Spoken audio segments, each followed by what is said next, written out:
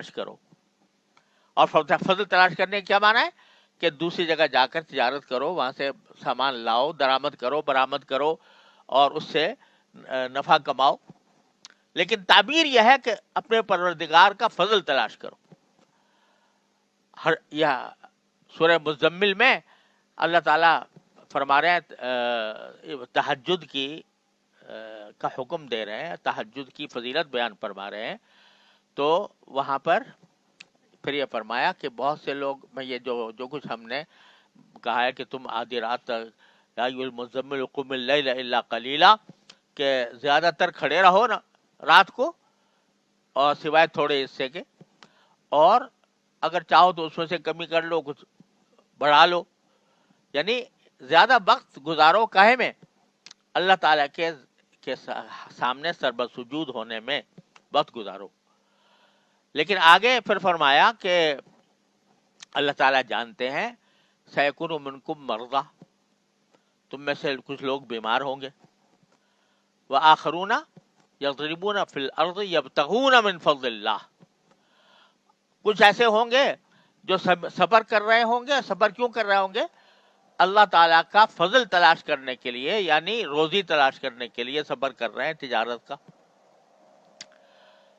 تو یہ اس کے بارے میں فرمایا، اس کے لیے تخفیف کر دی.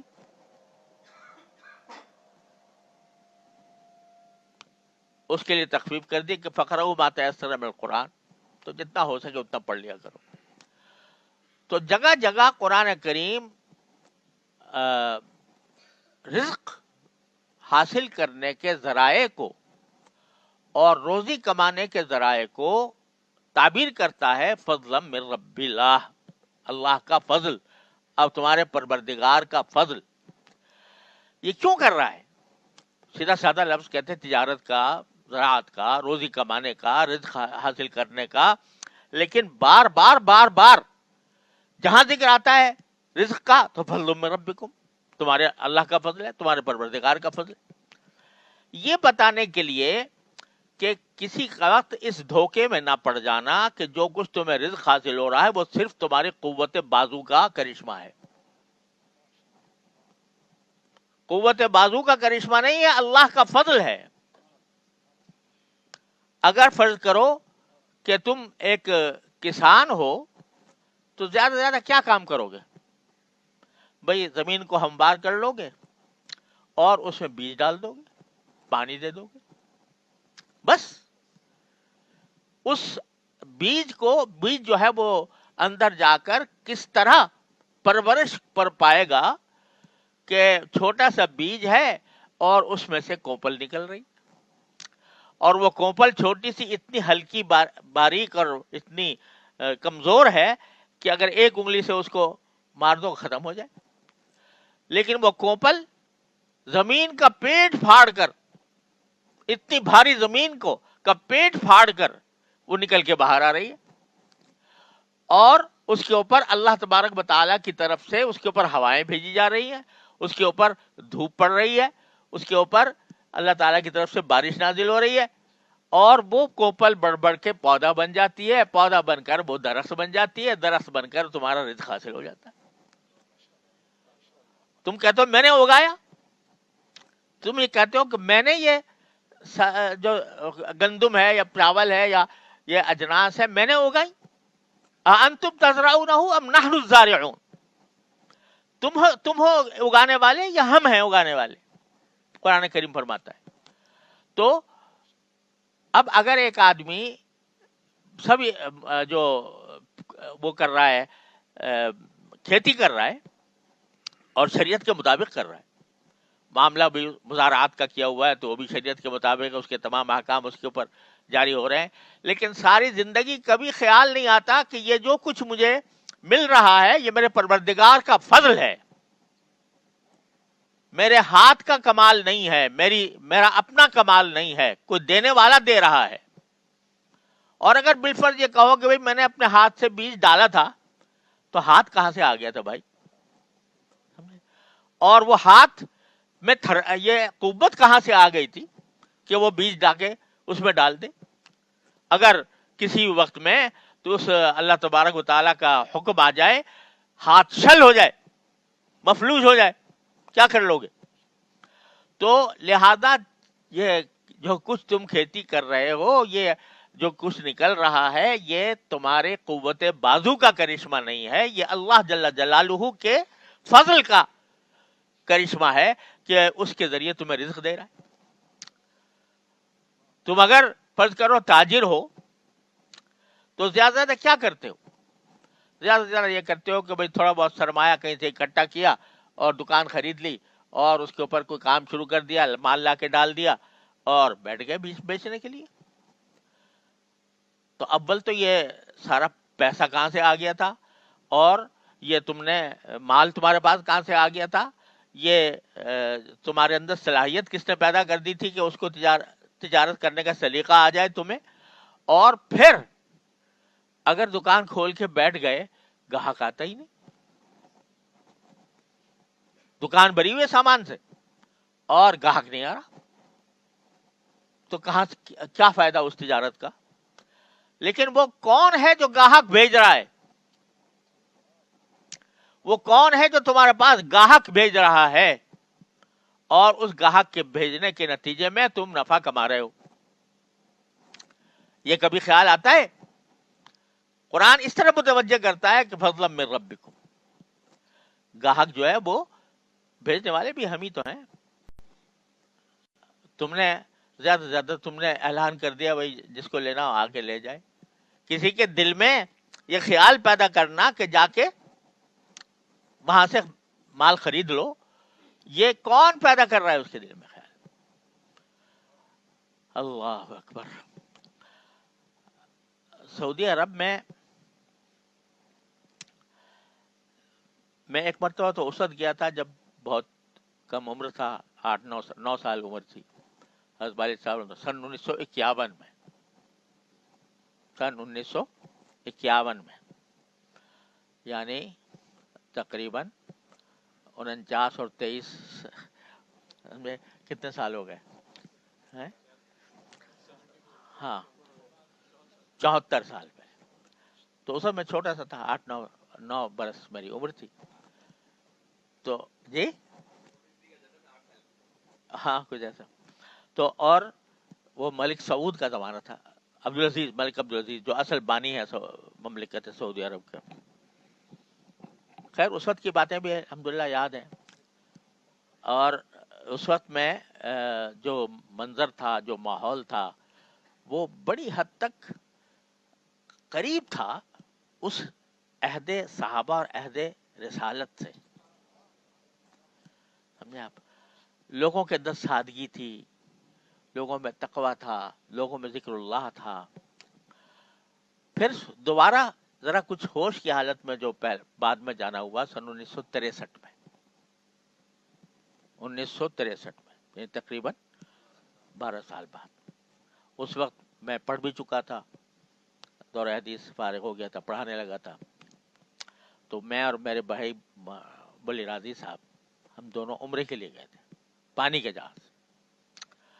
اس وقت بھی جو جا کر دیکھا وہاں کا ماحول، تو اس میں بڑی خیر تھی، اور کچھ اسلامی معاشرے کے نظارے نظر آتے تھے وہاں پر۔ جو لوگ مقیم تھے ہمارے پاکستانی، ہندوستانی، وہ تھے کہ جو کسی دنیا کمانے کے لیے نہیں گئے تھے، بلکہ حرمین شریفین کی فضیلت حاصل کرنے کے لیے گئے ہوئے تھے۔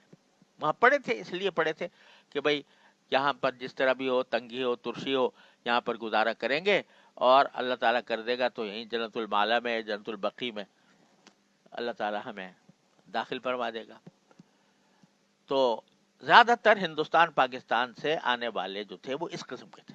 وہاں اس زمانے میں کوئی یہ تیل کی ریل پیل تو تھی نہیں، لہٰذا اس میں کوئی ملازمتیں کوئی اچھی مل رہی ہیں، زیادہ تنخواہیں مل رہی ہیں، ایسا بھی نہیں ہوتا تھا۔ تو وہاں ایسے لوگ رہتے تھے اس زمانے میں، بڑی اب جب میں موازنہ کرتا ہوں تو زمین و آسمان کا فرق نظر آتا ہے اس وقت میں اور آج کے وقت میں۔ وہاں ایک ہمارے ہندوستانی بزرگ تھے جو وہاں پر رہتے تھے، تاجر تھے، لیکن پڑے تھے اسی لیے کہ بھئی یہاں کی مٹی مل جائے۔ انہوں نے واقعہ سنایا کہ جی اسی زمانے کا کہ میں ایک مرتبہ ایک بازار میں گیا، کپڑا مجھے خریدنا تھا، تو ایک دکان تھی اس کے اوپر میں گیا، میں نے کپڑا پسند کیا، بھاؤ وغیرہ طے کر لیا، تو جب بھاؤ طے کر لیا تو میں نے کہا بھائی اتنے گز نکال کے دے دو، مجھے پیسے دیتا ہوں۔ اس نے کہا آپ کو یہ کپڑا پسند ہے؟ کہ ہاں پسند ہے۔ اچھا یہ قیمت ٹھیک ہے آپ کے خیال میں؟ کہ ہاں ٹھیک ہے۔ تو ایسا کریں کہ یہی کپڑا سامنے کی دکان میں اسی قیمت پر آپ کو مل جائے گا، جا کے وہاں سے لے لیں۔ اس نے کہا بھائی میرا معاملہ تو آپ سے ہوا اور آپ ہی سے میں نے پیسے طے کیے، اب پتہ نہیں وہاں کیا، کہہ لیں نہیں اسی قیمت پہ آپ کو مل جائے گا، وہاں جا کے لے لیں۔ کہا کیوں آخر میں آپ کو چھوڑ کے، جب معاملہ سارا آپ سے ہوا ہے، بات چیت آپ سے ہوئی، سودا آپ سے ہوا، تو وہاں اس کے پاس کیوں جاؤں؟ کہا پہ اس کو چھوڑ دیں، میں کہہ رہا ہوں آپ کو مل جائے گا، لے لیں وہاں سے جا کے۔ تو آخر میں جب میں نے کہا کہ نہیں میں جاؤں گا نہیں جب تک آپ مجھے وجہ نہ بتائیں، اس نے کہا جی وجہ یہ ہے کہ صبح سے میرے پاس الحمدللہ 5-7 گاہک آ چکے ہیں اور مجھے کافی پیسے مل گئے ہیں 5-7-10 گاہکوں سے۔ میرا جو سامنے میرا بھائی بیٹھا ہے، اس کو میں دیکھ رہا ہوں صبح سے اس کے پاس کوئی گاہک نہیں آیا، اس کے پاس صبح سے کوئی گاہک نہیں آیا، تو میں اس لیے بھیجنا چاہتا ہوں کہ اس کی بھی بکری ہو جائے۔ یہ تھا وہ معاشرہ جو پیدا کیا تھا رسول کریم صلی اللہ علیہ وسلم، کہ کون ہے جو یہ کہے کہ دکان کھولے بیٹھا ہے اسی لیے بیٹھا ہے کہ بیچے گا، آدمی تیار ہے لینے کو تیار ہے، مگر کہہ رہا ہے کہ یہ مجھ سے مت لو، اس سے جا کے لے لو، کیونکہ اس کے پاس میں نے دیکھا صبح سے کوئی گاہک نہیں آیا۔ تو کہنے لگے میں حیران رہ گیا اس کی اس بات سے، اور میں نے کہا کہ بھائی دیکھو یہ ایسی بات ہے کہ تو مجھے اس پر عمل کرنا ہی ہوگا۔ تو میں گیا دوسرے دکان پر اور جا کے میں نے دوسرے سے سامان خریدا، وہ کپڑا خریدا۔ تو اب کس نے اس کے دل میں ڈالی یہ بات؟ کس نے اس دکاندار کے دل میں یہ بات ڈالی کہ میں نہ بیچوں، میرا بھائی جو سامنے بیٹھا ہے وہ بیچے؟ اور کس نے اس خریدار کے دل میں یہ بات ڈالی کہ میں اس کی بات مان کر وہاں چلا جاؤں؟ اگر یہ خرید کے چلا جاتا وہ بیٹھا رہتا۔ تو یہ گاہک کون بھیج رہا ہے؟ اللہ تعالی۔ دکان کھول کے بیٹھ جاؤ، سارا کچھ سامان لے کے بیٹھ جاؤ، کوئی زبردستی ہے تمہاری کسی کے اوپر کہ وہ آ کر تم سے سامان خریدے؟ بھیجنے والا کوئی اور ہے، وہی بھیج رہا ہے۔ ہمارے بڑے بھائی جو مولانا ذکی کیفی صاحب مرحوم، اللہ تعالیٰ ان کی درجات بلند فرمائے، وہ دکان تھی ان کی ادارہ اسلامیات لاہور میں، تو کتابوں کی دکان تھی، تو وہ بھی دینی کتابیں، اب بھی ہے وہ دکان ان کے بیٹوں کے پاس ہے۔ تو وہ خود اپنا واقعہ بتاتے ہیں کہ ایک دن میں صبح کو جب بیدار ہوا تو سخت بارش ہو رہی تھی، تیز بارش موسلا دھار، اور سڑکوں میں پانی کھڑا ہوا تھا، چلنا مشکل تھا۔ تو میرے دل میں آیا کہ آج دکان جا کے میں کیا کروں گا، کیونکہ اس بارش میں کون ہوگا کہ جو کوئی دینی کتاب خریدنے کے لیے آئے؟ اگر فرض کرو کوئی اسکول کی کتاب ہو، کوئی کالج کی کتاب ہو، اس کی امتحان ہو رہا ہو، اس کے لیے ضرورت ہو، ایسا کچھ ہے نہیں، میرے پاس تو دینی کتابیں ہیں ساری، تو اس بارش میں کون میرے پاس خریدنے آئے گا؟ لہذا میں آج چھٹی کر لوں تو اچھا ہوگا، دل میں یہ خیال آیا۔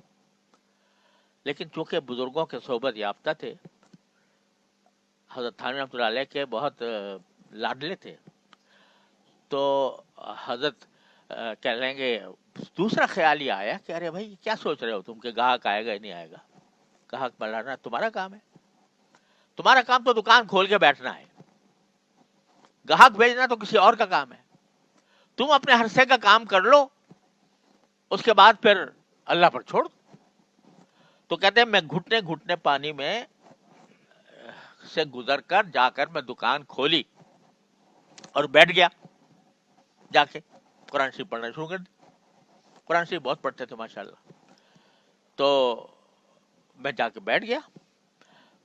کہنے لگے کہ اس کے بعد میں نے دیکھا کہ لوگ چھتری لگا کر آگر کتابیں خرید رہے ہیں. چھتری لگا کر لوگ آ رہے ہیں اور خریداری کر رہے ہیں. تو بھائی یہ ہے فضل من ربکم، یہ تمہارے پروردگار کا فضل ہے جو کچھ بھی حاصل ہو رہا ہے. دکان کھول رکھی ہے تو، کاشت کر رہے ہو تو، کہیں ملازمت کر رہے ہو تو کون ہے جس نے تمہارے ملازم رکھنے والے کے دل میں یہ خیال پیدا کیا کہ تمہیں ملازم رکھ لے؟ کتنے ہیں جوتیاں چٹکھاتے پھرتے ہیں، ڈگریاں بھی لے کے پھرتے ہیں اور ملازمت نہیں ملتی. تو اس جس کے پاس تم جا کے ملازمت کر رہے ہو اس کے دل میں یہ خیال کیسے آیا کہ تمہیں رکھ لیں؟ تمہارے پاس کوئی طاقت تھی کہ اس کو مجبور کرتے کہ مجھے ملازم رکھ لو؟ پھر اس ملازمت کی پہلے تمہیں اہلیت کس نے دی؟ کہاں سے آ گئی؟ اور پھر اس ملازمت کے اندر مناسب تمہاری تنخواہ مقرر ہو گئی. یہ سب کون کر رہا ہے؟ یہ سوائے اللہ جل جلالہ کے فضل کے اور کچھ نہیں ہے. تو کسی قسم کی بھی روزی ہو، چاہے کاشتکاری ہو، چاہے تجارت ہو، چاہے ملازمت ہو، کوئی چیز بھی ہو، وہ پروردگار کے فضل کے بغیر تمہاری ضروریات کو پورا نہیں کر سکتی. اور پھر چلو گنتی میں تم نے کچھ روپے کما لیے، چاہے زراعت سے کمائے، چاہے تجارت سے کمائے، چاہے ملازمت سے کمائے. اس گنتی میں اتنی طاقت پیدا ہو جائے کہ تمہاری ضروریات پوری کر دے. آج آپ دیکھو ایسے بھی ہیں جن کی تنخواہ لاکھ ہے، لاکھ سے اوپر ہے. ایسے بھی ہیں جن کی روزانہ آمدنی لاکھوں میں ہے. اور وہ بھی ہیں جن کے ماہانہ تنخواہ 30,000 ہے یا 35,000 ہے کہ نہیں؟ لیکن اللہ تعالی وہ 35,000 والے کو بھی کھانا دے رہا ہے اور لاکھ والے کو بھی دے رہا ہے. اور جو حلال طریقے سے کما رہا ہے 30-35، تو اس کو ایسا ضمیر کا سکون اللہ نے عطا فرمایا ہے جو بڑے بڑے لکھ پتیوں اور کروڑ پتیوں کے کو حاصل نہیں ہے.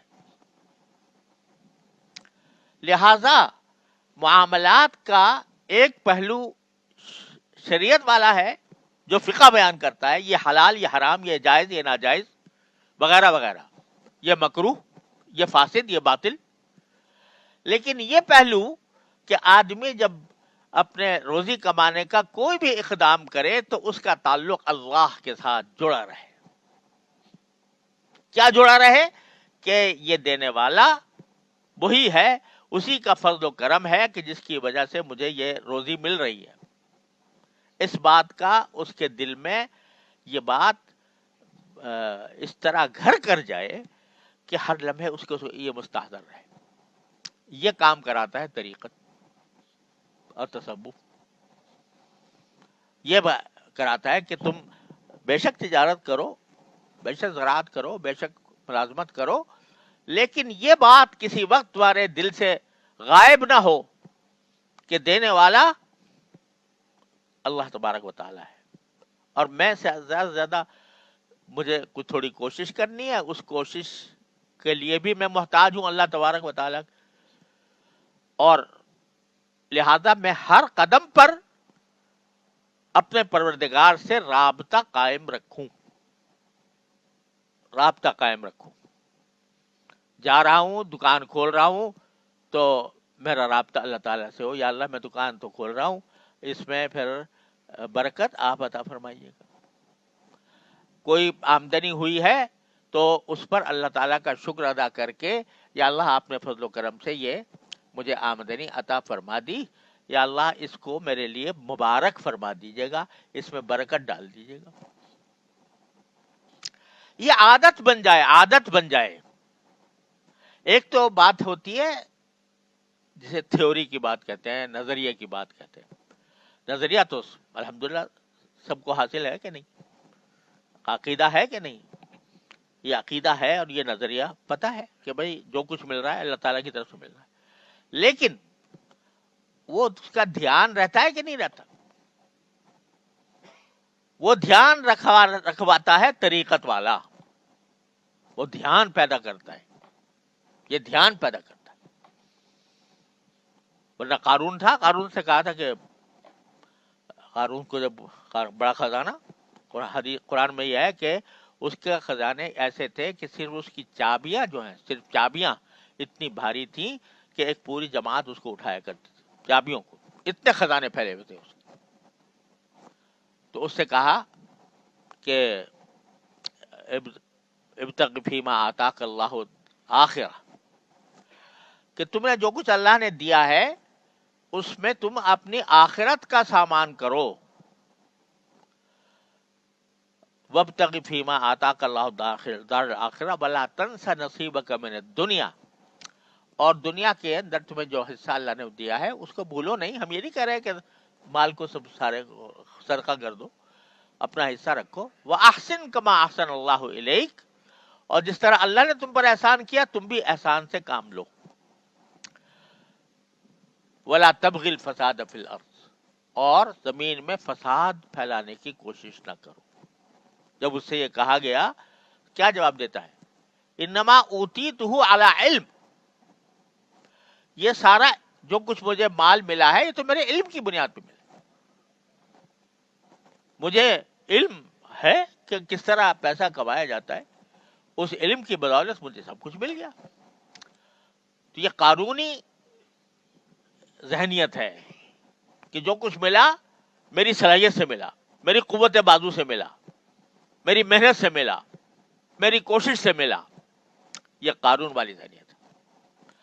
اور ایک مسلمان کی ذہنیت جو اللہ تعالیٰ چاہتے ہیں کہ ہر مسلمان کے دل میں پیوست ہو، وہ یہ کہ ملا ہے جو کچھ ملا ہے وہاں سے ملا ہے. ہاتھ پاؤں میں طاقت ملی ہے تو وہاں سے ملی ہے. ذہن اور دماغ میں طریقے آئے ہیں تو وہ وہاں سے آئے ہیں. جو کام میں کر رہا ہوں اس کام کے اندر رزق دینے والا کوئی اور ہے، میں نہیں ہوں.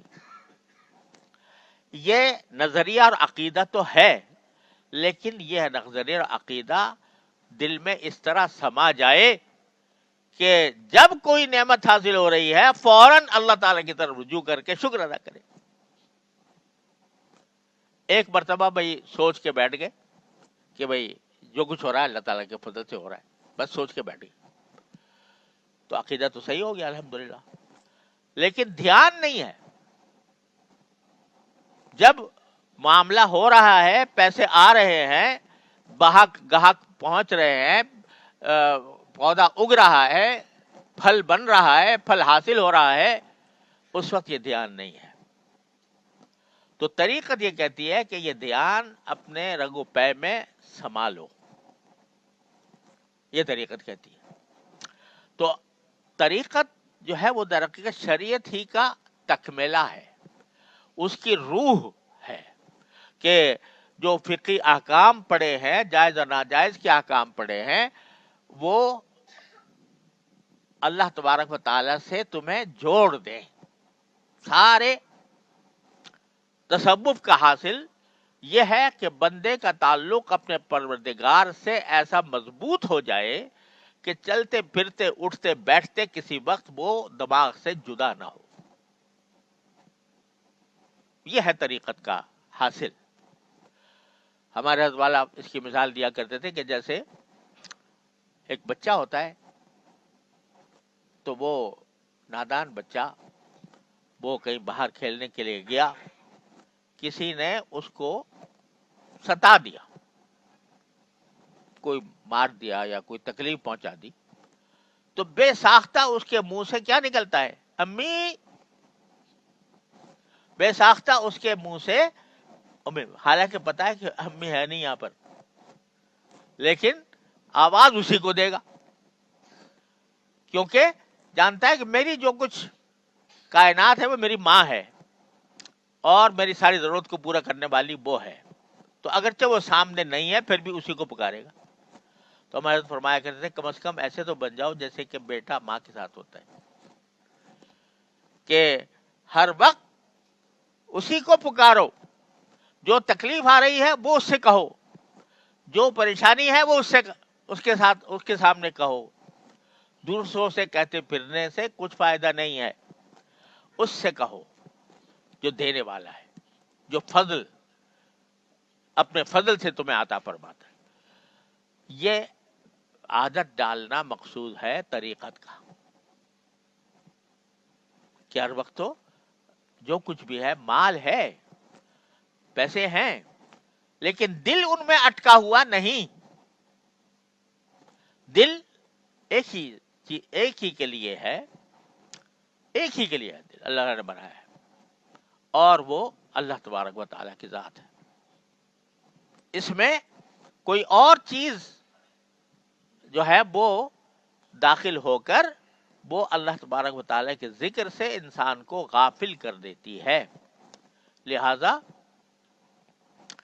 دل کو سنبھال کے رکھو اور اس کو صرف اللہ کے لیے مخصوص رہو. میرا ایک شعر ہے کہ پہلے کبھی میں آسی تقل کیا کرتا، الف سین سے، عین صاد سے نہیں. آسی متاع قلب کو رکھنا سنبھال کر، آسی متاع قلب کو رکھنا سنبھال کر، قسمت سے اس گوہر پہ دل اس دل ربا کا ہے. قسمت سے اس گوہر پہ دل اس دل ربا کا ہے. یعنی اللہ تبارک و تعالی نے یہ دل بنایا کس لیے؟ اپنے لیے. تو وہ چاہتا ہے کہ یہ دل اللہ تبارک و تعالیٰ کے ذکر سے، اس کی یاد سے، اس کے شکر سے، اس کی عظمت سے، اس کی حکمت سے ہر وقت اس میں مشغول رہے. تو آسی متاع قلب کو رکھنا سنبھال کر، قسمت سے اس گوہر پہ دل اس دل ربا کا ہے. تو اس لیے یہ تو اللہ نے اپنے لیے بنایا، اور یہ دل اللہ کے لیے اس وقت بنتا ہے جبکہ اس پر چوٹیں پڑے. چوٹیں پڑے کہے گی کہ خواہشات نفس جو ہے وہ دل کو للچا رہی ہے، یہ کام کر لو بڑا مزہ آئے گا، یہ گناہ کر لو بڑا لطف آئے گا. یہ خواہشات نفس اور شیطان انسان کو اس طرف لے جا رہے ہیں. لیکن جب آدمی دل پر چوٹ لگا کر کہتا ہے کہ نہیں، یہ خواہشات، میں اس خواہشات کے پیچھے نہیں چلوں گا، میں تو اللہ کی خاطر ان خواہشات کو کچل کے رکھوں گا. تو جب وہ کچلتا ہے تو اس کچلنے کے نتیجے میں باری تعالیٰ کا قرب حاصل ہوتا ہے. قلب میں باری تعالیٰ برود مسعود فرماتے ہیں جب آدمی اس کو چوٹ لگاتا ہے. تو جتنی چوٹیں لگاؤ گے، یعنی چوٹیں لگانے کے معنی یہ کہ نفس کی خواہشات اور گناہوں سے اس کو بچاؤ گے اور اس کو یعنی ان خواہشات کو تباہ کرو گے، تو وہاں پر اللہ تبارک و تعالی نزول فرمائے گے. پھر اگر خالی رکھو گے اس کو اللہ تعالیٰ کے ذکر سے تو خانہ خالی نہ دیو میں گرت، جو خالی گھر ہوتا ہے اس کو آ کر جن پکڑ لے، جن داخل ہو جاتے ہیں اس میں. تو اگر اس دل کو اللہ تعالیٰ کے ذکر سے خالی کیا تو اس میں وہ جنات شیطان داخل ہو جائیں گے اور تمہیں گناہوں کی طرف لے جائیں گے. لہذا ذکر سے اس کو آباد رکھو. اللہ اکبر. جتنا اس کو توڑو گے خواہشات کو، اتنا ہی اللہ تبارک و تعالیٰ کا قرب حاصل ہوگا. اقبال نے بڑی خوبصورت بات کہی ہے کہ نہ بچا بچا کے تو رکھ اسے کہ یہ آئے نہ ہے وہ آئے نہ. وہ دل کو کہہ رہا ہے نہ بچا بچا کے تو رکھ اسے کہ یہ آئے نہ ہے وہ آئے نہ. جو شکستہ ہو تو عزیز تر ہے نگاہ آئینہ ساز میں. جب یہ دل ٹوٹتا ہے تو زیادہ عزیز ہو جاتا ہے اس آئینہ بنانے والے کی نگاہ میں, اس کے نزدیک زیادہ عزیز ہو جاتا ہے, زیادہ پیارا ہو جاتا ہے کہ یہ شخص اپنے خواہشات نفس کو میری خاطر کچل رہا ہے. تو وہ پھر اس کی تجلیات قلب پر وارد ہوتی. اللہ اکبر. میرا بھی ایک شعر ہے کہ درد دل دے کے مجھے اس نے یہ ارشاد کیا, درد دل دے کے مجھے اس نے یہ ارشاد کیا, ہم اسی گھر میں رہیں گے جسے برباد کیا. تو وہ یہ ایک مرتبہ درد اللہ تعالیٰ پیدا فرما دے اپنے رحمت سے ہم سب کے اندر, کہ دل جو ہے نا وہ ہر وقت مشغول ہو یا اللہ کے ذکر سے, یا اللہ سے مانگنے سے, یا اللہ کا شکر ادا کرنے سے, ہر وقت اس کام میں مشغول ہو. جو کوئی چھوٹی سی چھوٹی حاجت پیش آئی اللہ تعالیٰ سے مانگ لی, چاہے دل میں مان, یا اللہ یہ کام کر دی, یا اللہ یہ کام کر دی, یا اللہ یہ کام کر دی. دل یہ ہر وقت اس طرف لگا رہے. اور جب کوئی نعمت حاصل ہو تو دل اس پر شکر ادا کرے, اللہم لک الحمد لک الشکر, آپ کا فضل و کرم ہے, آپ کا شکر ہے کہ مجھے یہ نعمت حاصل ہو گئی. اور اچھی حالت میں دل اللہ تبارک و تعالیٰ کی طرف متوجہ رہے. تو یہ چیز جو ہے یہ طریقت ہے. حضرت حکیم الامت قدس اللہ تعالیٰ سرہ کا یہ ارشاد میں نے بار بار سنایا ہے,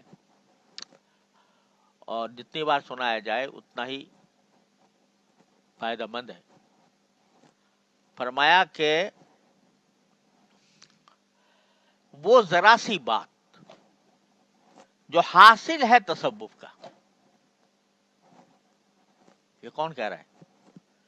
حکیم الامت, جنہوں نے طریقت کی وادی کو چھان کر اور اس کے تمام نشب و فرات سے گزر کر اس کے اوپر علوم و معارف کے دریا بہا کر, کتابیں لکھ کر, باز کہہ کر تصوف کی ساری وادی کو چھانا. اب وہ کہہ رہا ہے وہ ذرا سی بات جو حاصل ہے تصوف کا یہ ہے کہ جب کبھی نفس کسی شرعی واجب کی ادائیگی میں رکاوٹ بنے, سستی پیدا کرے, تو اس سستی کا مقابلہ کر کے آدمی اس طاعت کو انجام دے. اور جب کبھی نفس انسان کا وہ کسی گناہ پر آمادہ کرے تو اس نفس کے تقاضے کا مقابلہ کر کے, زبردستی مقابلہ کر کے اس سے بچے. یہ حاصل ہے تصوف کا. اور فرمایا جس کو یہ حاصل ہو گیا تو سمجھو کہ طریقت کا مقصود حاصل ہو گیا. اور فرمایا کہ اسی سے تعلق مع اللہ پیدا ہوتا ہے, اسی سے باقی رہتا ہے, اور اسی سے ترقی کرتا ہے. چوٹیں لگاؤ دل پہ, چوٹیں لگاؤ. یہ خواہش ہو رہی ہے نہیں کروں گا, یہ خواہش ہو رہی ہے نہیں کروں گا, یہ مطالبہ ہو رہا ہے مجھ سے شریعت کا, تو چاہے دل مان رہا ہو نہ مانو, کروں گا. بس یہ ہے حاصل سارے تصوف. اور یہ اسی وقت ہوتا ہے جب کہ انسان کو جو ہے نا اللہ تبارک و تعالیٰ کی یاد اس کے قلب میں سما جائے, کیا ہر قدم پر, ہر مرحلے پر انسان کو اللہ تبارک و تعالیٰ کا ذکر اس کا دل کر رہا ہو. تو یہ ہے طریقت. اور اس کا حاصل کرنا بھی اتنا ہی ضروری ہے جتنا کہ شرعی احکام پر عمل کرنا. اور شرعی احکام پر عمل اس کے بغیر ادھورا. جب یہ ہو جاتا ہے تو پھر انسان کا دل اٹکا ہوا صرف اللہ کے ساتھ ہوتا ہے. ظاہر میں وہ سب کچھ کر رہا ہوتا ہے, دنیا کے کام بھی کر رہا ہے, سبھی انجام دے رہا ہے, کھا بھی رہا ہے, پی بھی رہا ہے, سو بھی رہا ہے, تجارت بھی کر رہا ہے, مگر دل ایک ہی طرف ہے. حضرت ہمارے حضرت والد صاحب قدس اللہ تعالیٰ سر اس کی مثال دیتے تھے کہ جیسے قطب نما ہوتا ہے نا, قطب نما جو ہے اس کی سوئی ہمیشہ شمال کی طرف رہتی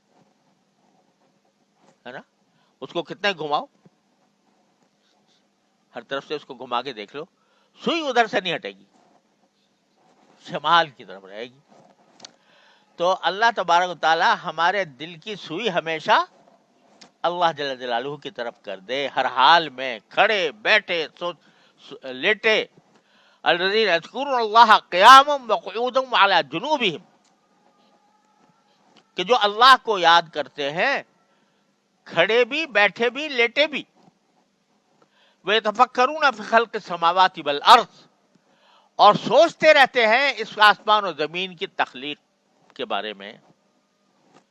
روز دیکھتے ہیں سورج نکل رہا ہے, روز دیکھتے ہیں چاند نکل رہا ہے, روز دیکھتے ہیں بادل آ رہے ہیں, لیکن کہاں سے آ رہے ہیں, کون نکال رہا ہے, اس کی طرف دھیان عام طور سے نہیں جاتا. جب اللہ جل جلالہ کا ذکر, اس کی یاد دل میں سما جاتی ہے تو سورج دیکھے گا تو وہاں بھی اللہ ہی نظر آئے گا, چاند دیکھے گا وہاں بھی اللہ ہی نظر آئے گا, بادل امڑیں گے تو وہاں پر بھی اللہ ہی نظر آئے گا. تو وہاں در حقیقت وہ اس طرح اس کی زندگی گزرتی ہے, تو وہ پھر اللہ جل جلالہ کا لاڈلا بن جاتا ہے, لاڈلا بن جاتا ہے. ہمارے مشہور ایک شاعر تھے بہزاد لکھنوی مرحوم, نعتیں بہت اچھی کہتے تھے, غزل بھی کہتے تھے. ان کا ایک شعر ہے مجھے بہت پسند ہے کہ وہ کہاں کا راہ رو ہے, اسے کیا ملے گی منزل. وہ کہاں کا راہ رو ہے, راہ رو کہتا ہے نا مسافر کو, وہ کہاں کا راہ رو ہے, اسے کیا ملے گی منزل, جسے ہر قدم پہ ہر سو تو ہی تو نظر نہ آئے. جسے ہر قدم پہ ہر سو تو ہی تو نظر نہ آئے. تو یہ بات پیدا ہوتی ہے مزاولت سے, صحبت سے, تفکر سے, سوچنے سے, کہ آدمی جب تجارت بھی کر رہا ہے, روزی بھی کما رہا ہے, لیکن ذہن اس طرف رہے کہ یہ فضل کہیں اور سے آ رہا ہے. جو جو یہ مشق کرے گا بندہ تو اسی طرح اس کو پھر ہر جگہ اللہ ہی اللہ نظر آئے گا. اور یہی ہے منزل تعلق مع اللہ, اللہ تعالیٰ کے ساتھ تعلق مضبوط کرنے کی. اللہ تبارک و تعالیٰ اپنے فضل و کرم سے ہم سب کو عطا فرما دے. وصلی اللہ تعالیٰ علی خیر خلق.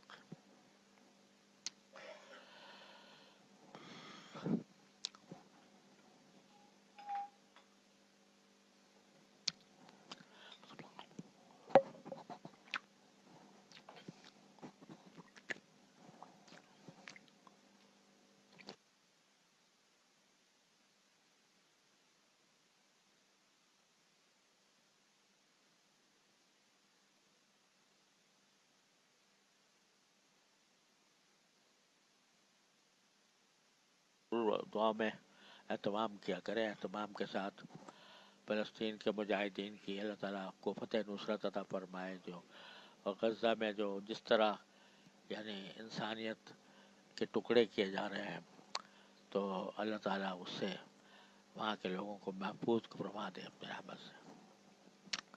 ہم سب پر فرض ہے کہ ہم ان کے لیے ہر وقت ہر نماز میں دعا کیا کریں. اللہ تعالیٰ اس کی توفیق عطا فرمائے.